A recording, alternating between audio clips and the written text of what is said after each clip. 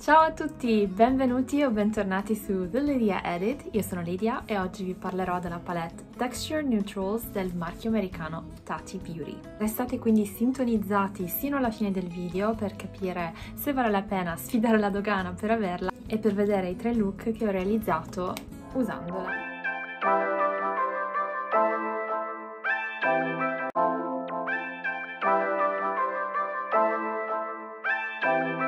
Esistono solo 2 recensioni in italiano, quindi ho pensato che fosse opportuno e forse anche necessario darvi il mio parere, soprattutto per capire se affrontare o meno un ordine dagli Stati Uniti d'America, perché come sappiamo il pericolo dogana è sempre alle porte in Italia.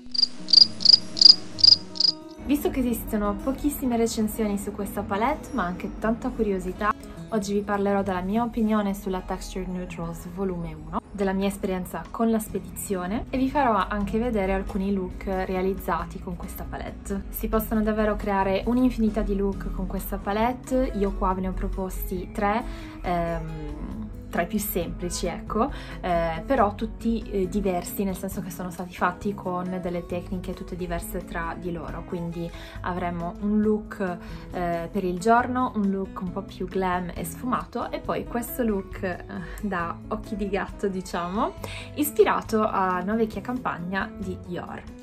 Prima di iniziare vi ricordo come sempre, se non l'avete ancora fatto, di iscrivervi al canale. È semplicissimo, basta cliccare il bottone rosso qui sotto il video ed è gratis, quindi ragazzi non siate tirchi col vostro amore, seguite. Attivate anche la campanella accanto al bottone rosso per avere una notifica ogni volta che io posto un nuovo video. Io posto il lunedì alle 8 di sera. Se il video vi piace mettete un pollice in su, perché ragazzi i pollici in su sono il mio metro assolutamente necessario per capire se sto facendo schifo o se sto facendo bene. Doverosa premessa, che marchio è Tati Beauty? Tati Beauty è il brand dell'influencer o beauty guru, come si chiamavano prima, americana Tati Westbrook, conosciuta qui su YouTube e anche su altri canali come Glam Life Guru. La palette è acquistabile solo dal sito tatibeauty.com, quindi il sito americano, e viene spedito appunto dagli Stati Uniti. La palette costa $48, ai quali si aggiungono $9 di spedizione internazionale verso l'Europa. In Italia potreste incappare anche in altri costi appunto doganali della nostra famosa dogana. Quindi per aiutarvi a capire se vale la pena o meno affrontare questa spesa infinita attesa doganale, ecco questo video, seguitelo fino alla fine. Io devo ammettere di averla avuta facile perché ho ordinato da qui dalla Germania, quindi in 10 giorni e senza controllo o costi doganali mi è arrivata tranquillamente la palette. La palette è fatta di cartone rigido, nero satinato con una chiusura magnetica, all'interno del quale potete trovare uno specchio enorme, un vero specchio, infatti la palette è pesantissima. Al suo interno troviamo ben 24 ombretti in cialde da 1 grammo, tranne le cialde dei glitter che contengono 0,75 grammi. Questa palette ha una disposizione tra virgolette cartesiana, nel senso che sulle colonne troviamo la gamma del colore e sulle righe troviamo la gamma della texture. Per ogni colore quindi troviamo una texture matte, opaca, una texture sequin, ossia matte con dei micro glitter, la metallic, che non è però un colore metallico come quello, che ne so, della Urban Decay, che evidenzia poi è metallo fuso ed evidenzia veramente tutte le piccole pieghette della palpebra. No, questo è più soft. E poi la texture glitter. Questi glitter che sono pressati e che non richiedono assolutamente l'utilizzo della colla. Se posso darvi un'indicazione sui sequin, sono bellissimi già di per sé, ma per accentuare, per far durare di più il glitter sopra la base opaca, è senza dubbio utile utilizzare il pennello leggermente inumidito. Eccovi quindi gli swatches.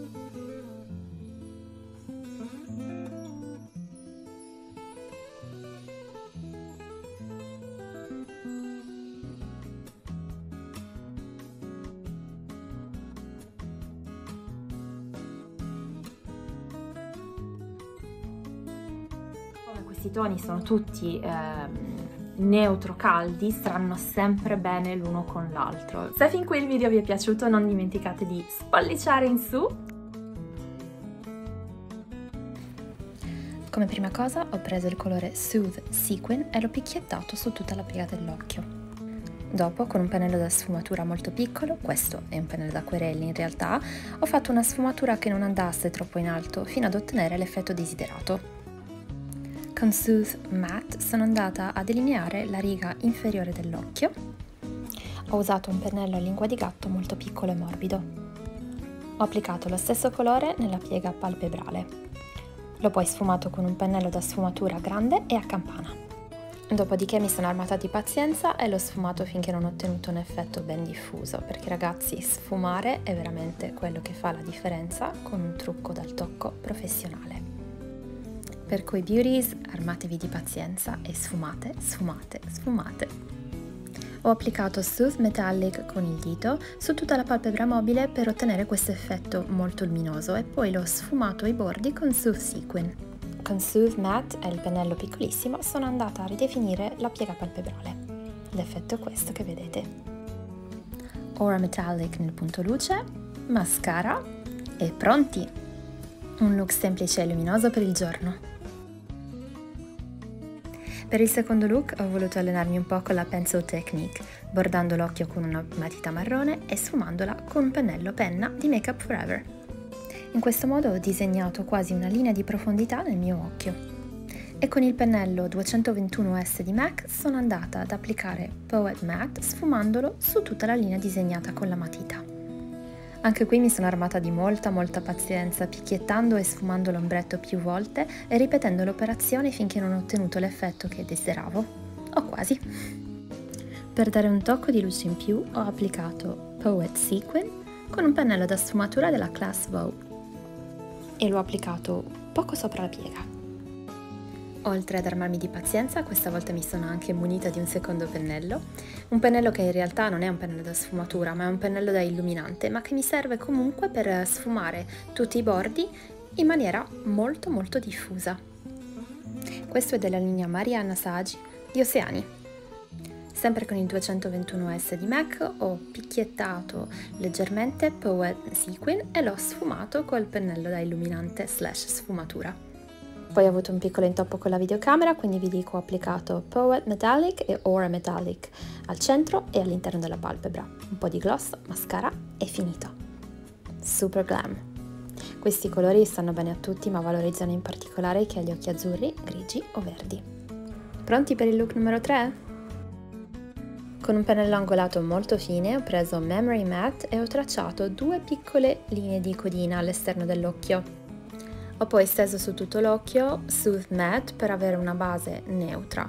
Per farlo ho utilizzato questo grosso pennello della Japanesque. Ho come sempre sfumato e ripetuto l'operazione sull'altro occhio. Non fate come me, questa dovrebbe essere la prima operazione che andate a fare. Ho ripreso Memory Matte e sono andata a terminare il mio eyeliner. Questo eyeliner è ispirato ad una vecchia campagna di Dior Beauty ed è molto spesso. Per farlo ho utilizzato una tecnica particolare perché io ho la palpebra molto incavata e per di più ho anche tanta pelle in più nella sua parte fissa. Io perciò non posso tracciare una linea dritta, ma solo una riga che sembri dritta quando io ho lo sguardo dritto e la mia palpebra è a riposo.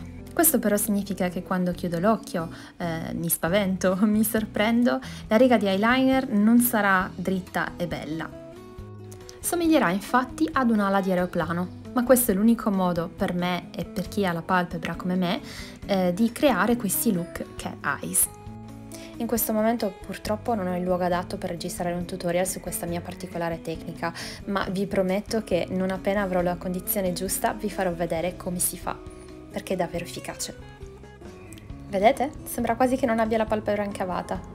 Perciò mi raccomando, iscrivetevi, continuate a seguire il canale e non dimenticatevi di attivare la campanella di notifica dei nuovi video. Prima o poi il nuovo video sarà proprio quello della tecnica segreta dell'eyeliner. Ma andiamo avanti con Soothe Metallic su tutta la palpebra per dare un effetto super luminoso. Blending, check! Traccio la riga anche sotto la rima inferiore e con Memory Glitter vado a tracciare sul delineato precedentemente fatto un eyeliner glitterato. Smooth Matte solo sulla piega per dare definizione, applico la base e poi vedete il look finito.